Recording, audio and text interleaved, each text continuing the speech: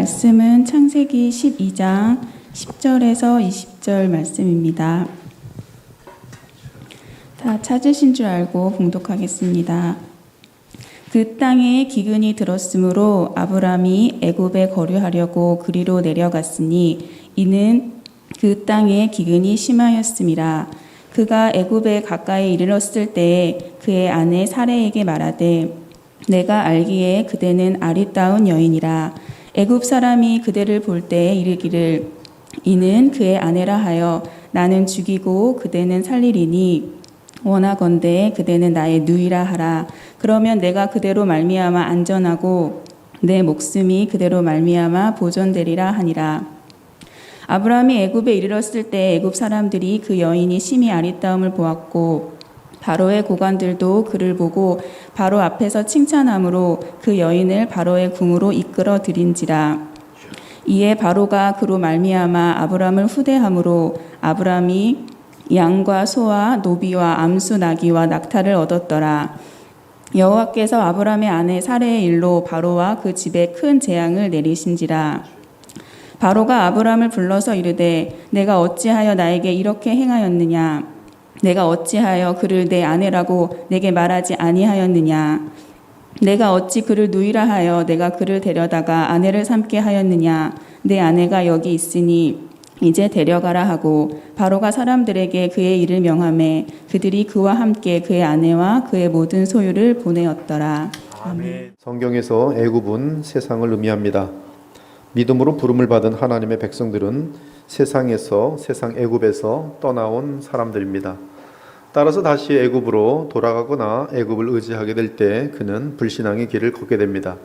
애굽에 대하여 성경이 말합니다. 도움을 구하러 애굽으로 내려가는 자들은 화 있을진저 그들은 말을 의지하며 병거의 많음과 마병의 심히 강함을 의지하고 이스라엘의 거룩하신 이를 앙모하지 아니하며 여호와를 구하지 아니하나니.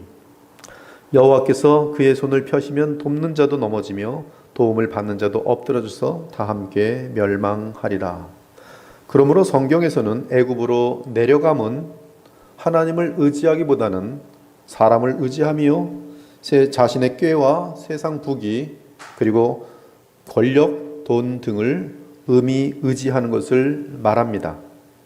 오늘 본문 10절에 보니 아브라함은 애굽으로 내려가고 있습니다. 오늘 이 룻기와 상당히 많이 겹치는 그러한 내용이죠. 왜 그가 애굽으로 내려갔습니까? 기근 때문에 내려갔습니다. 그러나 그것은 인간적인 핑계이고 사실은 하나님을 향한 믿음의 시험에서 실패했기 때문입니다. 오늘 본문은 아브라함의 믿음의 여정을 통하여 우리 믿음의 여정에 있어서 위험이 무엇이며 그 위험에 빠져 멸망과 불행으로 가고 있을 때 그때 나타나는 증상이 무엇인지 알려주고 있습니다. 먼저 믿음의 여정에 있어서 가장 크게 다가오는 믿음의 시련은 경제적인 시험입니다. 즉 먹고 사는 문제를 하나님께 맡기고 부르신 소명을 계속 이루어 나갈 것이냐, 아니면 먹고 사는 문제가 급하니 하나님이 부르신 소명을 뒤로 미루고 먼저 먹는 문제부터 또는 결혼 문제부터 아니면 뭔가 급한 그것부터 해결할 것이냐의 시험입니다. 이 문제가 이 믿음 생활에 있어서 가장 전형적인 시험입니다. 10절을 보기 바랍니다. 그 땅에 기근이 들었으므로 아브라함이 애굽에 거류하려고 그리로 내려갔으니 이는 그 땅에 기근이 심하였음이라. 그 땅은 가나안 땅입니다. 하나님으로부터 소명을 받은 땅입니다. 하나님이 아브라함에게 거류하라고 명하신 곳입니다. 그래서 아브라함은 하나님을 믿고 약속의 땅으로 들어왔습니다. 믿음으로 들어왔어요. 그래서 하나님과 교통하면서 얼마나 충만하게 지내는지 모릅니다. 그런데 가나안 땅에 들어와서 믿음 생활하면서 지내고 있는데 풍성한 물질과 부유함보다는 기근이 닥친 것이, 삶의 어려움이 닥친 것입니다. 이것이 믿음의 시험입니다. 믿음으로 가나안 땅에 왔는데 그 땅에 기근이 찾아온 것입니다. 기근이 지속되니 하란에서 모아놓은 것이 계속 없어졌습니다. 결국 바닥까지 드러나는 위험한 순간까지 다가왔습니다. 이때 아브라함의 믿음이 극도로 시험을 받게 됩니다. 아브라함은 애굽에 기근이 들지 않았다는 소식을 들었습니다. 그러자 그는 인간적인 생각을 하게 되었습니다. 나름대로 인간적인 지혜를 꾀했습니다. 그래, 지금은 애굽으로 가야겠다. 이때 아브라함은 하나님의 뜻을 묻지 않았습니다. 기근 때에 만일 아브라함이 여호와께 제단을 쌓는 일을 지속하였다면 그는 기근 가운데서 주의 뜻을 묻고 움직였을 것입니다. 하지만 아직 아브라함의 믿음은 그만큼 성장되어 있지 않았습니다. 그래서 애굽으로 내려가는 것이 현재로서는 최고로 지혜로운 판단이라고 여기고 움직이기 시작했습니다. 그가 애굽으로 내려간 것은 믿음에서 벗어난 경솔한 처사였습니다. 앞으로 닥칠 불행을 자초하는 행위였습니다. 사실 하나님께서 가나안으로 인도하셨기 때문에 아브라함은 기근이 발생할지라도 그를 가나안 땅으로 인도하신 하나님을 믿고 계속 가나안 땅에 거하였어야 했습니다. 그랬다면 기근을 당하는 때가 하나님의 기적을 체험하면서 하나님의 살아계심과 도와주심과 공급하심을 누리는 기회가 되었을 것입니다. 그래서 남다른 찬송과 영광을 하나님께 돌릴 수 있게 되었을 것입니다. 즉 아브라함은 무조건 가나안 땅에 거하면서 하나님께서 역사하실 것을 믿고 인내하며 기다려야 했습니다.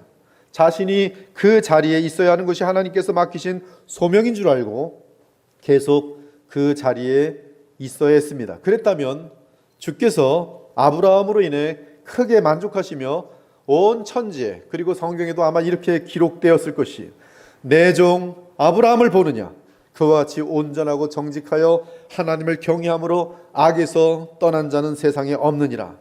그러나 아브라함은 하나님을 믿고 의지하기보다는 믿음을 저버리고 스스로 살아남기 위하여 애굽을 택합니다. 그리고 애굽으로 내려갑니다.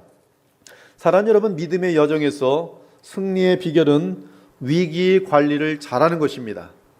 특히 경제적으로 역경을 당할 때, 돈이 한 푼도 없이 가난해졌을 때, 또한 사업적으로 여러 가지 문제가 발생했을 때, 또 직장에서 직장을 그만두게 되었을 때, 그 위기를 믿음으로 잘 관리하면 그는 하나님의 선하신 역사를 뚜렷하게 체험할 수 있습니다. 그러므로 누구든지 나의 이 말을 듣고 행하는 자는 그 집을 반석 위에 지은 지혜로운 사람 같으리니 비가 내리고 창수가 나고 바람이 불어 그 집에 부딪히되 무너지지 아니하나니 이는 주추를 반석 위에 놓은 까닭이요. 그리고 다시는 신앙적으로나 삶에 있어서 무너지지 않게 될 것입니다. 특히 믿음으로 기근의 때를 이겨낸 신자는 오히려 더욱 주를 알게 되고 그 기근을 통해 이루시려는 하나님의 크신 뜻을 보게 되면서 하나님의 말로 다 할 수 없는 위로와 신실하심과 복주심을 체험하면서 믿음과 성품이 크게 도약합니다. 그러므로 삶의 위기가 찾아왔을 때 반드시 믿음으로 대처할 수 있어야 합니다. 그러나 위기 관리를 믿음으로 하지 않는 사람은 불신자들처럼 거짓과 죄악으로 향하게 됩니다. 그리고 결국 자기가 지은 죄악으로 인해 한없는 비참 가운데 떨어지게 될 것입니다.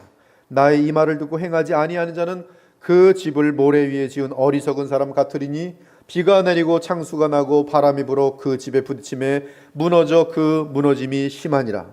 목회를 할 때도 반드시 위기가 찾아옵니다. 그러할 때 목사가 깨어있지 못하고 믿음으로 대처하지 못하면 비참에 이르고 나아가 하나님께 버림받을 수도 있습니다. 어떤 목사는 잘 가다가 믿음의 위기가 당해온더라고 생겼어요. 그랬더니 너 내가 과거에 어떤 사람인지 몰라? 그러면서 우통 집어던지고 그 장로 그 얼굴을 뻥 하고 때렸대요. 끝나는 거예요. 위기 관리를 못한 것이. 아무리 그 다음에 뭐 어떻게 해보려고 해도 소문이 다 나가버려갖고 이 목회자의 그 어떤 설교가 먹혀 들어가지 않습니다. 장로의 얼굴을 주먹으로 때린 목사 남는 거예요. 얼마나 그 목회가 위험해지는 거예요. 위기 관리를 못한 것이 참문되는 것인데. 그러나 위기가 찾아왔을 때 금식 가운데 기도하며 주와 믿음으로 연합하고 주의 지시에 따라 움직이면 반드시 교회가 거룩하여지면서 하나님의 나라가 확장되는 결과를 얻을 수 있습니다. 물론 목회자가 그렇게 위기를 이겨내면 그 교회의 모든 지체들이 큰 복을 얻게 됩니다. 이처럼 삶의 위기를 믿음으로 대처하는 것은 대단히 중요합니다. 대단히 중요해요. 다 위기가 와요. 한 번씩 큰 위기가 옵니다. 그때 믿음으로 대처하면 하나님께서 크게 영광 받으시고 그 사람 자신도 너무나 아름다운 사람으로 바뀌는 반면에, 그러나 그 위기 때 믿음으로 대처하지 못하면 죄악이 얼마나 많아지고 그리고 그 사람 자신도 악한 사람으로 변화되면서 그 또 지은 죄들 때문에 이제 자기가 그것을 거두어야 되는 비참으로 들어가게 되는 것이. 우리는 이스라엘의 초대 왕 사울 왕을 잘 알고 있습니다.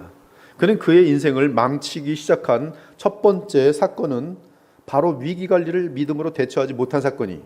사무엘상 13장을 보면 블레셋과의 전쟁 장면이 나옵니다. 초대 왕 사울은 중대한 일을 치르기 전에 반드시 사무엘의 지시를 받아야 했어요. 그것이 그 사울 왕에게 하나님께서 명하신 명령입니다. 아담과 하와에게 선악과를 먹지 말라고 단 한 가지 명령을 내린 것처럼 하나님 여호와 하나님께서는 사울 왕에게 너는 어떤 일을 할 때, 왕으로서 어떤 일을 할 때 반드시 사무엘의 지시를 따라 행하라고 합니다. 그리고 기다리는 시간을 7일로 주셨어요. 그러므로 사울이 왕이 되면서 하나님 앞에서 반드시 지켜야 할 가장 중요한 명령이 있었다면 그것은 자신이 무슨 일을 하기 전에 사무엘을 길갈에서 7일 동안 기다리고 그리고 사무엘이 와서 번제와 화목제를 드리면서 하나님의 뜻을 알아내서 알려주면 그 뜻을 따라 행하면 그것이 하나님을 순종하는 것이고 하나님께서는 사울을 지켜주실 것이고 그리고 사울은 하나님께 큰 영광을 돌리게 되도록 되어 있었어요. 즉 사울왕은 대사를 치르기 전에 반드시 하나님의 지시를 받기 위해 사무엘을 적어도 길갈에서 7일 동안 기다려야 했습니다. 그러면 사무엘이 와서 번제와 화목제를 드리고 주의 뜻을 받아 사울에게 알려줄 것이며 사울은 그 뜻대로 준행하면 됩니다. 그러면 사울은 하나님의 말씀을 순종하는 신실한 왕으로 입증되는 것이. 이에 사무엘은 사울이 왕이 되기 전에도 이 여호와의 명령이 너무나 중요하기 때문에 분명히 그에게 아주 확인시켜 줍니다. 그리고 또 사울이 왕이 된 이후에도 다시 한번 그 여호와의 명령을 강조합니다. 너는 나보다 앞서 길갈로 내려가라. 내가 네게로 내려가서 번제와 화목제를 드리니 내가 네게 가서 내가 행할 것을 가르칠 때까지 7일 동안 기다리라. 즉 사울은 왕이 된 이후로 뭔가 큰 일을 행하기 전에 반드시 사무엘의 지시를 받기 위해 적어도 길갈에서 7일 동안 기다려야 했습니다. 물론 사울이 길갈에서 이스라엘 백성 앞에서 왕으로 기름 부음을 받을 때에는 7일 동안 사울 왕은 잘 기다렸어요. 잘 기다리고 왕위를 받게 됩니다. 그리고 사울이 왕이 된 지 2년이 지났습니다. 사울의 아들 요나단이 블레셋 사람의 수비대를 공격하자 블레셋 사람이 전쟁을 걸어왔어요. 이에 이스라엘 사람들도 전쟁에 맞서기 위해 모였지만 블레셋 군대의 그 세력을 보니 너무 강해서 이스라엘 사람들은 기가 죽어서 도망치기 시작했습니다. 블레셋 사람들이 이스라엘과 싸우려고 모였는데 병거가 3만이요 마병이 6,000명이요 백성은 해변에 모래같이 많더라. 그들이 올라와 베다웬 동쪽 믹마스에 진침해 이스라엘 사람들이 위급함을 보고 절박하여 굴과 수풀과 바위 틈과 은밀한 곳과 웅덩이에 숨며 어떤 히브리 사람들은 요단을 건너 갓과 길르앗 땅으로 가되 사울은 아직 길갈에 있고 그를 따른 모든 백성은 떨더라. 그리고 사무엘상 13장 8절이에요. 사울은 사무엘이 정한 기한대로 이레 동안을 기다렸으나 사무엘이 길갈로 오지 아니하매 백성이 사울에게서 흩어지는지라.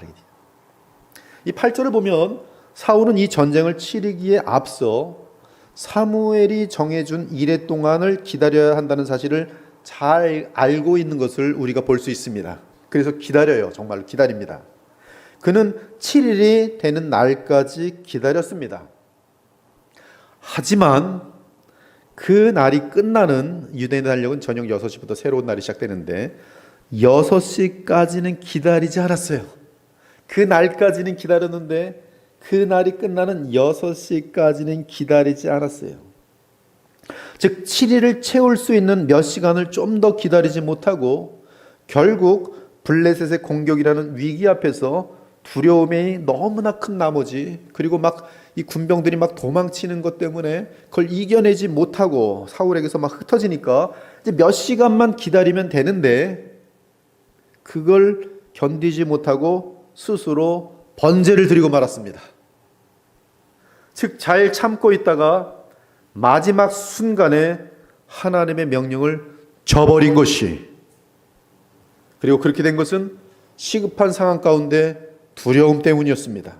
아무튼 결론적으로 사울은 단 한 가지 자신에게 주신 하나님의 명령을 저버렸어요. 그것도 왕이 된 지 첫 번째 경우에 정신 나간 망령된 짓이죠. 단 한 가지의 명령인데.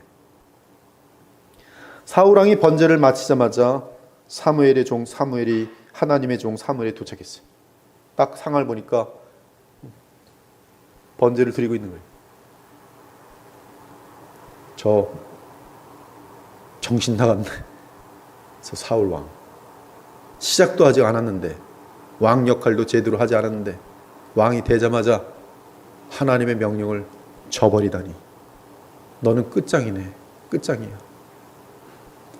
이 사무엘이 이 번제를 드리고 있는 사울을 봤을 때 첫 번째 시험인데 얼마나 황당했겠어요. 7일째 되던 날이 아직 끝나지 않을 때 사무엘이 온 것입니다. 사무엘은 약속 지켜요. 하나님의 사람이 정확히 약속 지킵니다.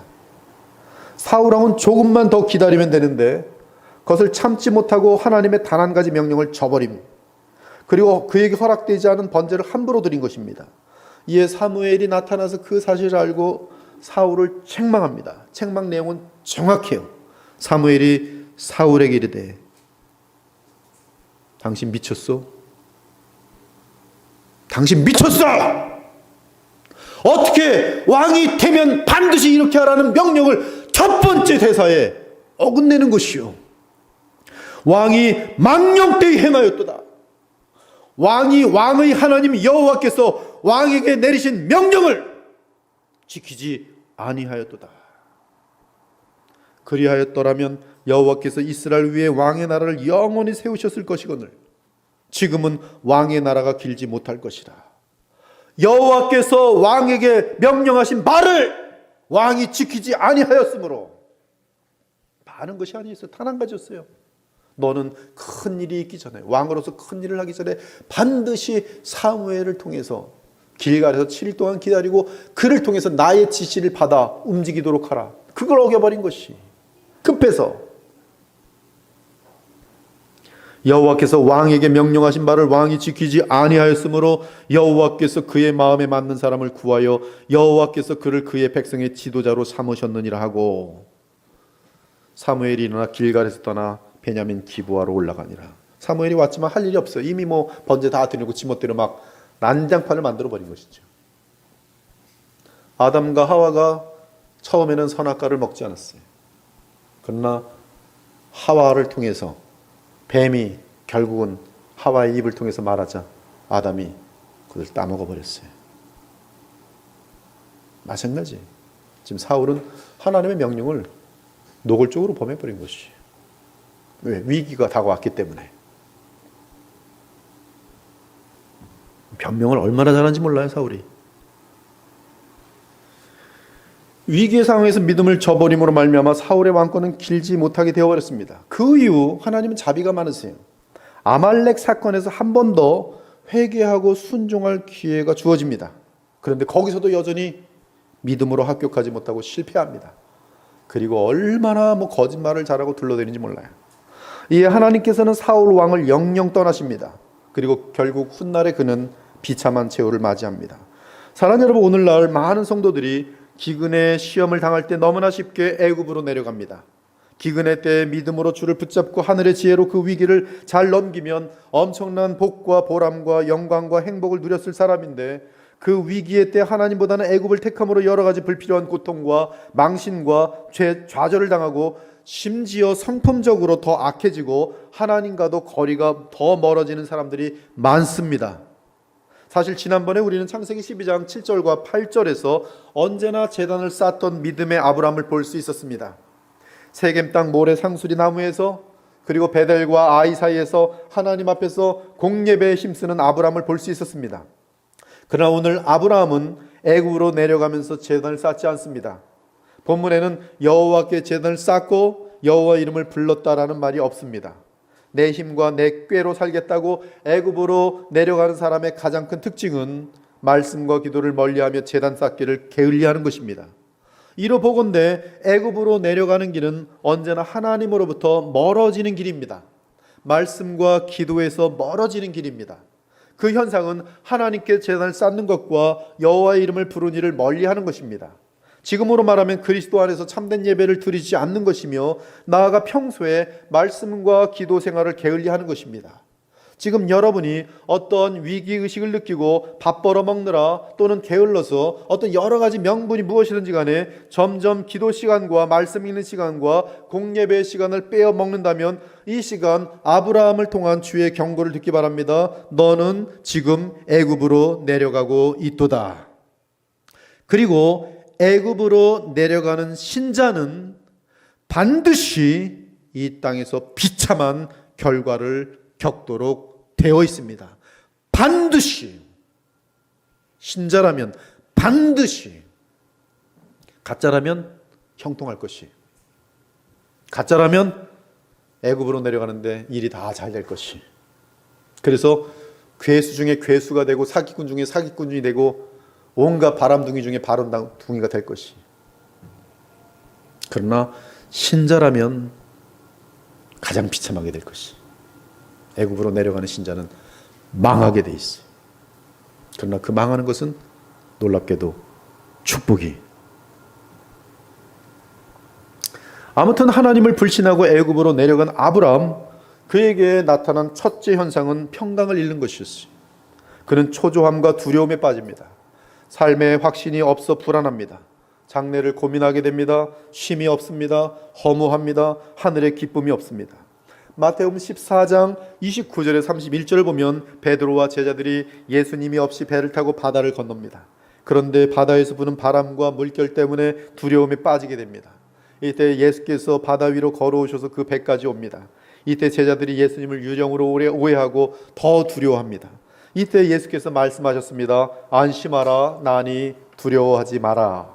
그러자 베드로가 주님인 줄 알아보고 외칩니다. 주여, 만일 주님이시거든 나를 명하사 물 위로 오라 하소서. 이에 예수께서 허락하십니다. 오라. 그러자 베드로가 배에서 내려 물 위로 걸어서 예수께 나아갑니다. 베드로가 예수님만 바라보며 걸을 때 물 위를 걷습니다. 여전히 바람이 불고 물결이 이는 상황입니다. 방금 전까지도 말할 수 없는 두려움에 빠졌던 상황입니다. 그러나 예수님을 알아보고 예수님의 음성을 듣고 예수님을 바라보며 걸을 때 물 위를 걷는 베드로를 볼 수 있습니다. 그러나 마태복음 14장 30절에 이렇게 기록되어 있어요. 베드로가 주님을 바라보다가 갑자기 어떻게 소리를 들었는지 바람을 보고, 주님을 바라보다가 바람을 보고, 그리고 두려움에 빠지고, 그리고 물속으로 빠져 들어가 버립니다. 베드로가 주님으로부터 눈을 떼어 바람과 물결을 보았습니다. 그러자마자 그에게 나타난 현상은 바람을 보고 두려워하게 됩니다. 그리고 그 두려움과 함께 베드로는 물속으로 빠져 들어갑니다. 믿음을 잃고 애굽으로 내려가 자기 힘으로 살아보려는 아브라함, 그의 마음에는 두려움이 엄습했습니다. 그러자 그는 불신자들과 방불한 모습을 나타내기 시작합니다. 그가 애굽에 가까이 이르렀을 때에 그의 아내 사레에게 말하되 내가 알기에 그대는 아리따운 여인이라. 애굽 사람이 그대를 볼 때 이르기를 이는 그의 아내라 하여 나는 죽이고 그대는 살리리니 원하건대 그대는 나의 누이라 하라. 그러면 내가 그대로 말미암아 안전하고 내 목숨이 그대로 말미암아 보존되리라 하리나. 여기 보면 이 아브라함이 나라는 단어를 계속 반복하고 있어요. 내가, 나는, 내가. 아브라함이 사례에게 말합니다. 당신이 너무 아름다우니 애굽 사람이 나를 죽이고 당신을 차지할 것 같소. 그러니 지금부터는 당신은 나의 누이라고 합시다. 그러면 내 목숨은 건질 수 있지 않겠소. 이 지금 아브라함의 말은 굉장히 이기적이고 무지한 제안입니다. 전혀 믿음이 없는 불신자의 제안이에요. 그는 지금까지 그를 인도하며 보호해 주신 하나님의 권능과 손길을 망각해버리고 부질없는 염려에 빠져 있습니다. 사람을 두려워하면 올무에 걸리게 되거니와 여호와를 의지하는 자는 안전하리라. 염려에 빠진 아브라함은 순식간에 이기적인 사람으로 바뀝니다. 믿음의 시험에 실패한 아브라함은 마치 이성을 잃은 사람처럼 행동하기 시작합니다. 그래서 아내의 명예나 순결을 생각하기보다 오직 자기 자신의 안전에만 몰두하고 있습니다. 여기서 우리는 자기 혼자 살자고 아내를 희생시키는 악한 꾀를 내는 이기적인 남편 아브라함을 봅니다. 여러분, 분명한 것은 여러분의 남편이 신앙이 좀 있더라도 혹시 애굽으로 내려가면 그 마음이, 그 남자는 굉장히 이기적으로 바뀌도록 되어 있어요. 그것은 제가 설명하지 않아도 성경 전체가 알려주고 있는 내용이에요. 처음에도 이 하와와 함께 선악을 알게 하는 나무의 열매를 딱 먹은 다음에 아담이 싹 바뀌는 거는, 모든 탓은 다 내 여자가 아니에요. 방금 전까지는 내 여자인데 저 여자예요, 저 여자. 굉장히 이기적인 존재로 바뀝니다. 저도 예외가 아니에요. 제가 믿음이 충만할 때는 아내를 위해서 막 희생하고 싶은 마음이 막 역까지 올라갑니다. 근데 믿음이 탁 사라지면 나밖에 몰라요. 나밖에. 아내는 그냥 뭐 노예처럼 막 생각하게 되는 거예요. 근데 지금 아브라함이 그래요. 아브라함. 사실 16절을 보면 바로가 사례를 후궁으로 들인 후 아브라함을 후대합니다. 양과 소와 노비와 나귀와 낙타를 주었습니다. 이는 아브라함이 아내를 팔아 넘긴 것과 똑같은 대우를 받은 것이, 즉 사실 아브라함은 본의 아니게 사례를 팔아 넘긴 것입니다. 제가 아내랑 가서 어디 저쪽 이웃 동네로 가면 뭐 당신이 너무나 아리따워서 당신 때문에 나를 죽이고 당신 차지할지도 몰라. 그래가지고 아내가 거기서 보니까 거기 있는 뭐 굉장히 왕이 그 사람 누구야?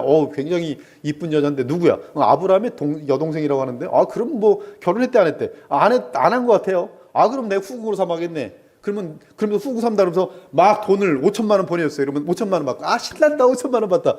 이건 정신 나간 나쁜 그런 존재가 되는 거죠. 지금 아브라함이 그거예요, 지금. 이때까지도 아무 얘기 안 합니다.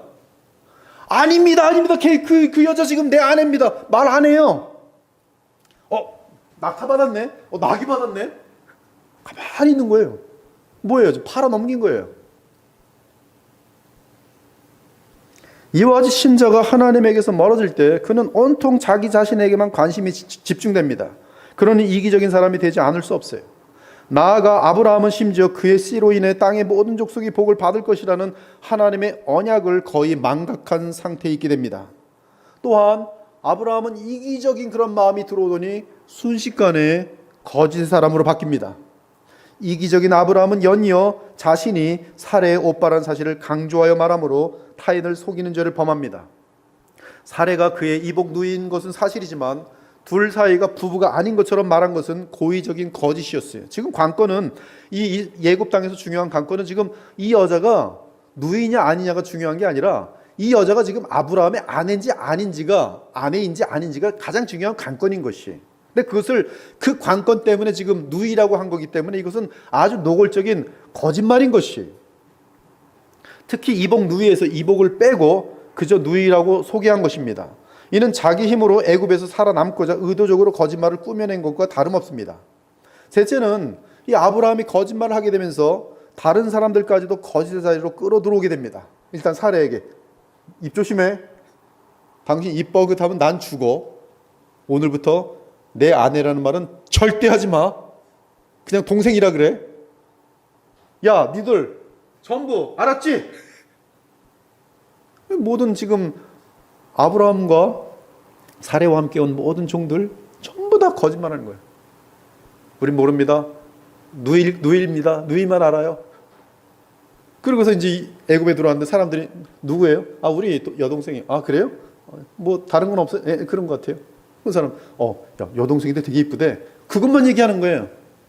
저 사람 아내야? 아닌 것 같아? 아닌 것 같아? 아니야. 동생만 얘기했어. 그러니까 전부 다 아내라는 생각은 전혀 못하는 것이죠.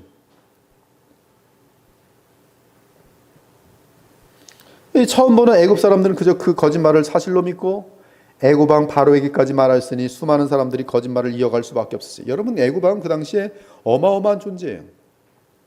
왕입니다. 근데 왕이 결혼한 여자를 빼앗아 가지고 자기 아내로 삼았다. 그거는 뭐 보통 사건이 아니에요. 그건 있을 수가 없는 사건입니다. 근데 지금 일이 그렇게 가고 있는 것이, 이거 세계적인 사건이, 세계적인 사건. 한 동네 사건이 아닙니다, 지금. 그래서 지금 믿음의 조상 아브라함은 거짓말쟁이가 되었어요. 그리고 거짓말이 지금 뭐 이렇게 가정에서 한둘 얘기하는 거짓말이 아니라 전 세계를 지금 흔들어버린 거짓말이에요. 어마어마한 무서운 일이 발생되고 있는 거예요, 지금. 그리고 무서운 것은 아브라함의 거짓 계획에 아내 사레가 동조했다는 것입니다. 따라서 사레도 공범입니다. 이러한 거짓을 알지 못하는 애굽 사람들은 아브라함의 거짓으로 인하여 엉뚱한 일들을 하게 됩니다. 사건이 눈덩이처럼 무섭게 커지는 것이, 결국 19절을 보면 아브라함의 이 거짓말로 말미암아 국가적인 큰 죄악을 낳을 뻔하였어요. 세계적인 큰 사건이. 그리고 더욱 무서운 것은 아브라함의 그 씨를 통해 땅의 모든 족속을 복주시겠다는 하나님의 약속마저 거의 무효가 될 지경까지 되었습니다. 넷째는 다른 사람들에게 피해를 입히고 마침내 스스로 망신과 비참을 초래합니다. 믿음을 잃은 신자는 어디로 가나 남에게 도움이 안 되고 해만 끼치는 사람이 됩니다. 애굽 사람들은 사레의 아름다움을 보고 애굽의 바로 왕에게 알리게 됩니다. 그러자 바로 왕은 사레를 궁으로 데려갑니다. 그리고 결국 애굽 왕 바로가 아브라함의 아내에게 무서운 간음의 죄를 짓는 순간까지 오게 되었어요. 바로 그때 간음죄를 저지를 뻔할 바로 그때의 17절 보면 여호와께서 아브라함의 아내 사레의 일로 바로와 그 집에 큰 재앙을 내리신지라고 했어요. 이 재앙은 두 가지 면을 갖게 되는데, 하나는 부정적인 면입니다. 즉 하나님을 믿는 성도들의 믿음 없는 행동 때문에 수많은 사람들에게 하나님의 재앙이 내려진 것이, 이 재앙은 아브라함의 거짓말로 인하여 발생된 재앙입니다. 어마어마한 재앙이. 그래서 복의 채널이 되어야 할 하나님의 사람들이 도리어 저주의 채널이 되어버립니다. 다른 하나는 하나님의 간섭으로 인한 복음의 역사입니다. 그것은 뒷부분에서 다루도록 하겠어요. 다섯째는 결국 세상에서 칭찬받기보다는 공공연한 비난을 받게 됩니다. 특히 안 믿는 세상 사람들에게 손가락질을 받게 됩니다. 따라서 하나님의 이름에 먹칠을 하는 결과를 빚게 됩니다. 지금 계속 눅차 강조하지만 지금 이것은 세계적인 사건이에요. 그 당시 애굽은 가장 큰 나라였어요. 세계적인 사건이에요. 그리고 이 사건은 노출이 돼버렸어요. 아브라함의 거짓말 때문에 지금 이렇게 됐다는 거예요. 막 재앙이 막 나타나는 것, 저놈 때문에. 그래서 결국은 바로 왕이 불렀어요. 그리고 아브라함에게 말합니다. 네가 어찌하여 나에게 이렇게 행하였느냐? 네가 어찌하여 그를 네 아내라고 내게 말하지 아니하였느냐? 네가 어찌 그를 누이하여 내가 그를 데려다가 아내로 삼게 하였느냐? 이런 망신에 대해 예수께서 말씀하셨습니다. 너희는 세상의 소금이니 소금이 만일 그 맛을 잃으면 무엇으로 짜게 하리요? 후에는 아무 쓸데없어 다만 밖에 버려져 사람에게 밟힐 뿐이니라. 지금 아브라함이 정확하게 예수님의 이 말씀에 해당합니다. 가서 복의 채널은커녕 거기에 그냥 저주를 임하게 만들어 놓고 망조 중에 망조에다가 욕을 지금 바가지로 먹는 거예요. 지금 이것은 하나님이 간섭하지 않았으면 바로 왕이 그냥 죽이는 순간이에요. 그냥 죽여버립니다.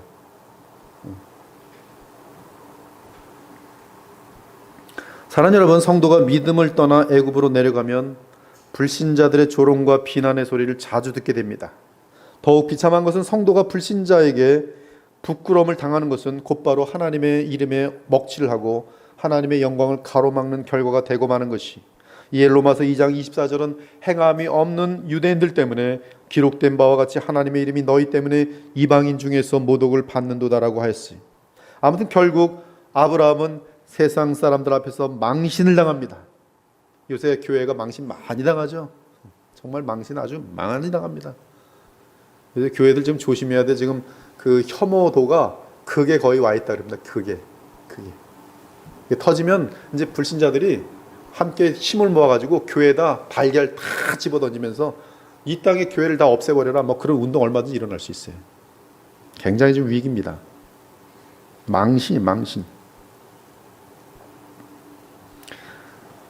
아브라함은 세상 사람들 앞에서 망신을 당합니다.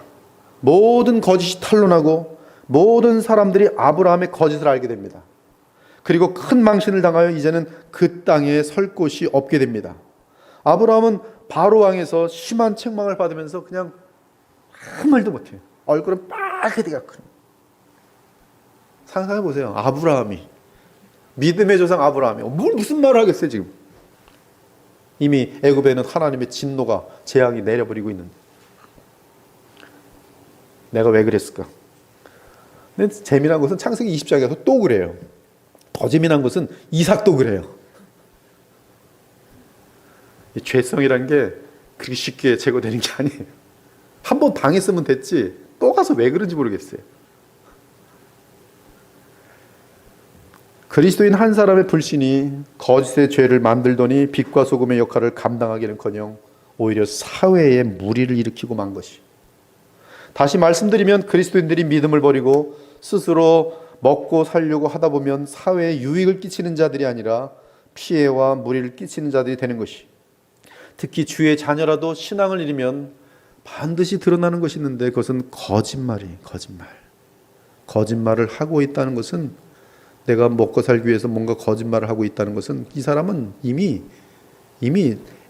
지금 아브라함 때문에 거짓말이 눈덩이처럼 커지면서 사회를 지금 다 망쳐버리고 있는 그런 자리에 있는 것이, 거짓말로 세상을 속이고 있는 죄악을 저지르고 있는 것이. 그러므로 만일 내가 거짓을 통하여 먹고 사는 문제와 생명을 유지하려고 하고 있다면 그 사람은 이미 믿음의 자리에서 떠나 애굽에 가 있는 사람입니다. 그리고 그런 인생은 주의 은혜가 아니면 이 땅에서 망하고 마침내는 아내마저도 잃고 가정도 파괴되고 영영 후손들까지도 망하는 비참의 자리로 떨어지게 되는 것이. 아무튼 지금 이 짧은 내용 속에서 가장 무서운 사실은 애굽에 있는 기간 동안 아브라함이라는 사람은 흉악하게 변하고 있었다는 것이며, 또한 그의 불신과 죄악은 온 세상을 더럽혔다는 사실이,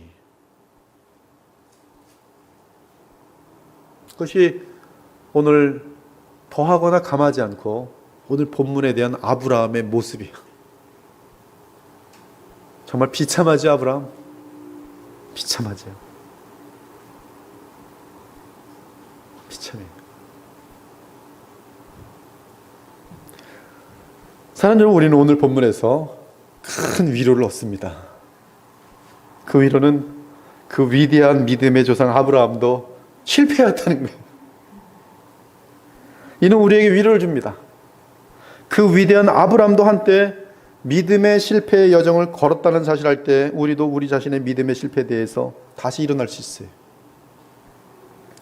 그러나 동시에 우리는 신앙의 실패가 주는 삶의 비참을 뚜렷하게 기억해야 될 것이에요. 여기는 예외가 없습니다. 하나님께서는 오늘 본문을 통해 주의 백성이 하나님을 떠나 자기 꾀를 의지하며 살아갈 때에 그것은 애굽의 삶이며 그 애굽의 삶 가운데에서 너가 어떻게 될지, 그리고 결과는 어떻게 될지 분명히 알려주고 있는 내용이에요. 이것은 패턴입니다. 그것은 애굽을, 하나님의 약속을 떠나서 내 불신앙 가운데 애굽에서 살 때는 신자임에도 불구하고 죄악의 사람들로 변해가요. 거짓 사람으로 변해가요. 지독히 이기적인 사람으로 변해가요.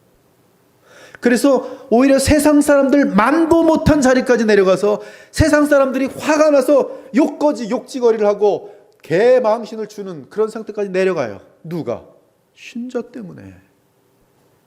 그것을 지금 하나님께서 아브라함 통을, 믿음의 조상 아브라함을 통하여 주의 백성들에게 알려주고 있어요. 뿐만 아니라 복의 채널은커녕 그 불신의 자리에 있는 신자 때문에 그 지역 전체가, 나아가 세상 전체가 하나님의 진노 가운데 있게 되는 것이, 그걸 알려주고 있어요. 분명하게 경고하죠. 너희는 나를 떠나 내 꾀를 의지할 때 어떠한 성품이 될 것이며 어떠한 삶을 살게 될 것이고, 그리고 그 결과는, 궁극적인 결국은 이렇게 될 것이다. 것이 오늘 우리에게 알려주는 청사진이 청사진. 여기에는 예외가 없어요. 없어요. 신자라면 예외가 없어요. 그럼에도 오늘 본문에서 가장 중요한 메시지는 여전히 하나님의 이 은혜입니다. 함께 17절을 크게 읽겠어요. 17절 시작.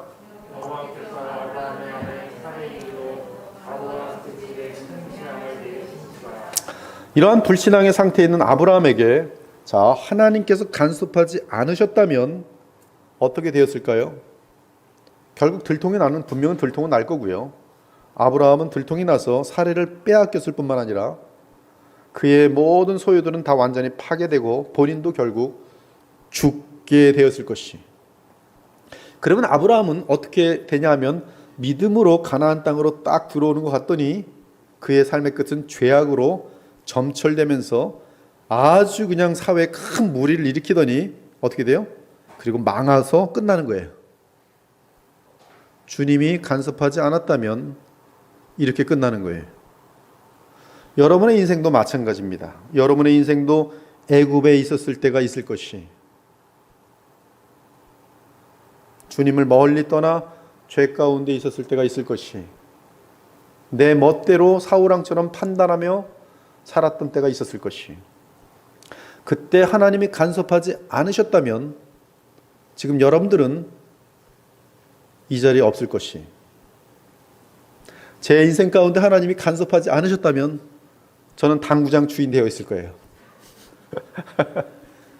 또 어찌 알겠어요? 어디서 그냥 뭐 조폭이나 하고 앉아 있을지도 모르고. 여러분도 지금 마찬가지예요.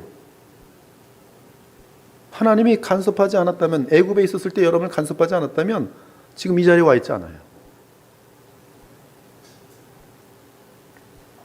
그러므로 17절은 은혜의 복음입니다. 예수께서 아브라함의 아내 사레의 일로 바로와 그 집에 큰 재앙을 내리신지라. 여기서 개역개정은 아브라함의 아내 사레의 일로라고 번역했지만 아쉬움이 많이 남습니다. 원래 개역 한글 요 전 버전은 어떻게 되냐면 사레의 연고로라고 되어 있는데요. 그냥 두었으면 훨씬 좋았을 그런 번역이에요. 원래 이 원어는 알드바르라고 되어 있는데요. 뭐뭐일 때문에라는 번역이 가능하지만 여러분 그 구약 성경에 대해서 정확하게 해석하고 싶으면은 어디를 보면 되냐 하면은 70인경을 보면 돼요.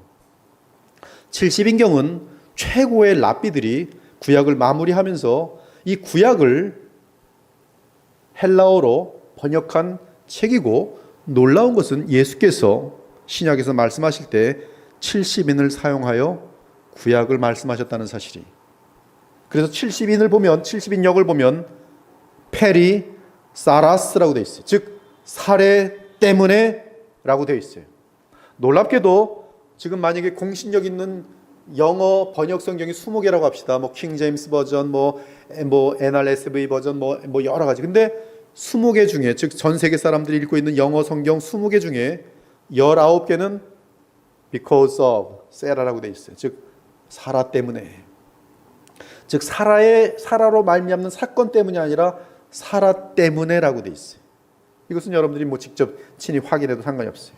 즉 사라 때문에 여호와께서 바로와 그 집에 큰 재앙을 내리셨다라고 되어 있어요. 이것은 사례의 일로 이 사건 때문에 그랬다는 거하고 사라 때문에 그랬다는 거는 굉장한 차이가 있어요. 여러분 사례가 누굽니까? 왜 사례 때문에 하나님께서는 그 집에 큰 재앙을 내리시고 간섭하셨느냐 이거예요. 여러분 사례는 하나님의 언약의 주인공입니다. 사례는 창세기 3장 15절에서 말하는 그 여자의 그 씨로 오시는 메시아의 예언과 관련된 여인입니다. 즉 우리 주 예수 그리스도가 사례의 태에 약속되어 있었습니다. 바로 그 여인의 그 후손으로 메시아가 올 것을 하나님이 정하셨기에 하나님은 친히 사례를 보호하셔야만 했던 것입니다. 이 말씀은 바로 아브라함의 죄를 위해 십자가에서 죽으실 사례의 그 씨로 인해 아브라함의 죄악이 다 용서될 뿐만 아니라 그 씨가 이 세상에 태어나기 위해서는 사례가 보호를 받아야 했다는 뜻입니다. 즉 아브라함은 창세전부터 그리스도 안에 있는 그리스도인이기 때문에 하나님께서는 십자가의 구속으로 인해 아브라함을 보호하고 구원하셨다는 뜻이에요. 그렇다면 여러분 역시 동일한 이유 때문에 애굽에 내려가 앉은 범죄를 짓고도 다시 회복될 수 있었던 것이 여러분을 하나님께서 왜 회복시켰는가? 그 답은 여러분이 알지 못하는 이미 때에 주 예수 그리스도의 십자가의 구속의 효력이 여러분을 다 사하여 주시고, 그러므로 하나님께서는 여러분을 그리스도 때문에 그때 거기다 내버려 두지 않으시고 간섭하셔서 망신당하게 하시면서 끄집어내신 것이에요. 어마어마한 엄청난 축복이지. 만일 그때 끄집어내시지 않으시면 죄악의 늪에서 그냥 영원히 멸망해 버렸을 가론 유다와 같은 우리였을 우리인데, 그러나 하나님은 그리스도 때문에 여러분을 구출하기 위해 간섭하시는 것이, 여호와께서 정의를 사랑하시고 그의 성도를 버리지 아니하심이로다. 그들은 영원히 보호를 받으리로다. 따라서 우리가 믿음에 실패하였을지라도 우리를 다시 도우시는 주 예수 그리스도가 계시고, 또한 그리스도 안에서 우리를 완벽하게 보호하고 지키시는 하나님이 계신 것이, 너희 안에서 착한 일을 시작하신 이가 그리스도 예수의 날까지 이루실 줄을 우리가 확신하노라. 결국 아브라함과 그 가정은 실수투성이고 죄로 얼룩져서도 사례 때문에, 이를 복음적으로 말하면 장차 사례의 태에서 날 그리스도 때문에 아브라함의 가정은 구원을 얻었고 회복되었던 것이, 때가 참에 하나님이 그 아들을 보내서 여자에게서 나게 하시고 율법 아래에 나게 하신 것은 율법 아래에 있는 자들을 속량하시고 우리로 아들의 명분을 얻게 하려 하심이라.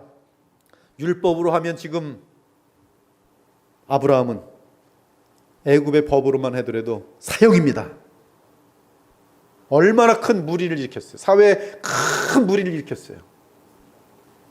율법으로 하면 아브라함은 애굽에서 죄로 인해 완전히 멸망당하고 그 가족은 멸살되었을 것이, 그러나 여자에게서 날 하나님의 그 아들이 십자가에서 대속하실 그 피로 인해 아브라함은 멸망당하지 않고 구원을 받았습니다.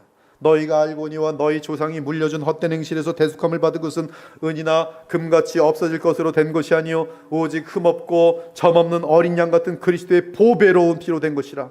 그는 창세 전부터 미리 알린 바 되신 이나 이 말세 너희를 위하여 나타내신 바 되었도다. 그는 창세 전부터 미리 알린 바 되신이다 그랬어요. 이에 예수님의 십자가의 죽으심은 시간과 공간을 지으신 하나님께서 창세로부터 정하신 사건으로서 역사 가운데 그 구속의 혈육이 항상 유효했습니다. 즉 구약이든 신약이든 하나님의 택한 백성은 창세로부터 죽임 당하신 어린 양의 보혈 덕분에 죄사함을 받고 나아가 장래에 반드시 창세로부터 예비된 하나님의 나라를 상속받게 되는 것이, 내가 보니 보좌와 네 생물과 장로들 사이에 한 어린 양이 서 있는데 일찍이 죽임을 당한 것 같더라. 이 일 후에 내가 보니 각 나라와 족속과 백성과 방언에서 아무도 등이 셀 수 없는 큰 무리가 나와 흰옷을 입고 손에 종려가지를 들고 보좌 앞과 어린 양 앞에 서서 큰 소리로 외쳐 이르되 구원하심이 보좌에 앉으신 우리 하나님과 어린 양에게 있도다 하도다. 이 말씀은 궁극적으로 우리를 위해 십자가에서 자신의 생명과 피를 다 쏟으신 우리 주 예수 그리스도의 구속 때문에 우리는 죄와 죄의 결과로부터 구원을 받고 회복된다는 사실을 확인할 수 있는 것이, 제가 지금 이 말씀을 드리는 이렇게 강조하는 이유는, 지금 아브라함이 회복된 것은 아브라함에게서 그 어떤 원인도 찾을 수 없고 거기서 힌트를 찾을 수 있는데 사례 때문에, 그리고 그것은 그리스도께서 창세전에 예비되신 그 안에서 이루어진 영원한 구속의 효력 때문에 하나님께서는 그 어마어마한 죄를 지은 아브라함과 그 가족을 구원해 내셨도다. 그것이 지금 아브라함에게만 해당되는 것이 아니라 아브라함과 함께 믿음으로 구원받게 되는 여러분 모두에게 동일한 여러분의 인생 가운데 섭리 가운데 정확하게 나타나는 역사라는 말씀이, 20절에 보면은 여러분 그 바로 앞에서 정말 죽었구나 얼마나 그러고 있었을 거예요. 정말 죽었죠. 근데 바로 가면 가 빨리 가, 애굽 땅에서 떠나. 근데 그냥 떠나는 게 아니라 이거 네 안에 줬던 거 다 가져가. 왜 이렇게 뭐가 많지? 뭐 이렇게 많은 거예요? 죽어 마땅한데 선물을 이렇게 안고 가요. 야, 너도 살아났어? 야, 너희들 다 아무 문제 없는 거야? 네, 다 잘 있어요. 이게 뭐지? 그게 하나님의 은혜, 그리스도 안에서 주어진 은혜. 알아요. 내가 주님을 떠나서 정말 죽어 마땅한 존재인데, 죄인 중에 괴수고 그 파렴치한 존재, 내가 아내한테 얼마나 못할 짓을 했는가. 인간 같지도 않은 나 같은 존재인데 어떻게 이럴 수가 있냐. 죽을 줄 알았는데, 지금 바로 앞에서, 바로가 권능이 어마어마한 건데요, 지금 딱 앞에 있을 때 네가 감히 거짓말을 했어, 네가 감히 이 나라를 다 속였어. 그때 아브라함은 그냥 난 죽었구나 합니다. 죽었구나. 그리고 다 순식간에 지나가는 거죠. 내가 왜 가나안 땅을 왜 떠났지? 이게 뭐야? 그냥 그래서 끝나는구나. 내 인생은 이렇게 끝났구나. 근데 갑자기 바로가 가! 이 땅을 떠나! 살려주는 거야. 감사합니다. 근데 이 감사가 바로에게서 끝나겠어요? 죄송합니다.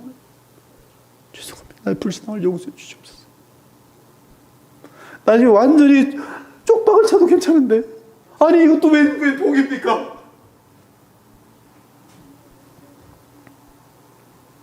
이 말씀은 궁극적으로 우리를 위해 십자가에서 자신의 생명과 피를 다 쏟으신 우리 주 예수 그리스도의 구속 때문에 우리는 죄와 죄의 결과로부터 구원을 받고 회복된다는 사실을 확인할 수 있는 것이. 그러므로 더 늦기 전에 오늘 당장 십자가로 나오시기 바랍니다. 예수님께 돌아오시길 바랍니다. 만약에 애굽에 아직도 있다면 분명히 매를 맞고 세상에 무리를 일으키고 창피와 창피 중에 비참을 겪게 될 것이. 그 전에 애굽에서 당장 나오시기 바랍니다. 불신앙의 자리, 두려움의 자리, 거짓 자리, 남에게 피해를 입히는 자리, 숨은 죄로 가득한 자리, 사회에 큰 무리를 일으킬 수 있는 잠재적인 거짓과 더러움의 자리에서 나오시기 바랍니다. 숨길 수 없습니다. 반드시 폭로될 것입니다. 하나님을 향하여 게으르고 제단을 멀리하는 불신앙의 자리에서 나오기 바랍니다. 위선의 자리에서 나오기 바랍니다. 더 늦기 전에 회개하고 돌아서길 바랍니다. 하나님 잘못했습니다. 저를 다시 가나안 땅으로 인도하소서. 믿음의 시련과 시험을 당할 때 도망가기보다는 앞으로 더욱 주를 의지하며 주 앞에 서길 원합니다. 믿음의 시련을 이기게 하시고 우뚝 서게 하옵소서. 하나님은 살아계십니다. 들에 피어 떠지는 꽃도 입히시고 공중에 나는 새들도 먹히십니다. 주께서 가장 깊은 지혜로 여러분에게 말씀하십니다. 이 우주 천지를 창조하신 하나님으로부터 나오시는 지혜 말씀입니다. 하물며 너희일까 보냐 믿음이 적은 자들아. 그런즉 너희는 먼저 그 나라와 그의 의를 구하라. 그리하면 이 모든 것을 너희에게 더하시리라.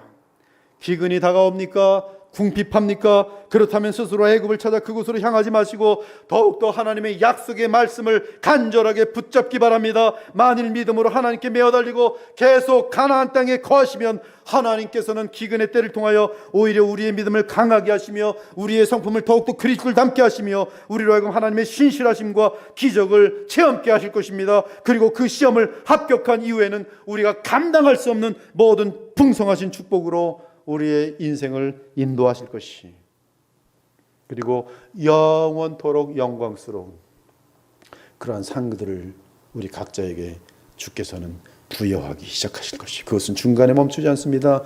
영원히 이어지는 찬란한 영광인 것이, 영원한 영광인 것이. 여러분 모두가 오늘 이 말씀 속에서 다시 한번 그리스도의 영원한 십자가의 구속만을 의지하며 하나님 앞에 복되고 복 있는 보람된 영광스러운 남은 삶을 살기를 우리 주 예수 그리스도의 이름으로 축원합니다. 아멘. 기도 올리겠습니다. 하나님 감사합니다. 오늘도 주의 말씀을 통해서 복음을 전하였습니다. 주의 성령께서 역사해 주시고 오늘 이 말씀이 우리에게 큰 위로가 되며 오히려 주의 사랑이 너무나 커서 그 사랑에 강건되어 더 주님을 사랑하고 순종하고픈 마음이 우리 모두에게 넘치게 하여 주시옵소서. 감사드릴 때 살아계신 우리 주 예수 그리스도 이름으로 기도 올려옵나이다. 아멘.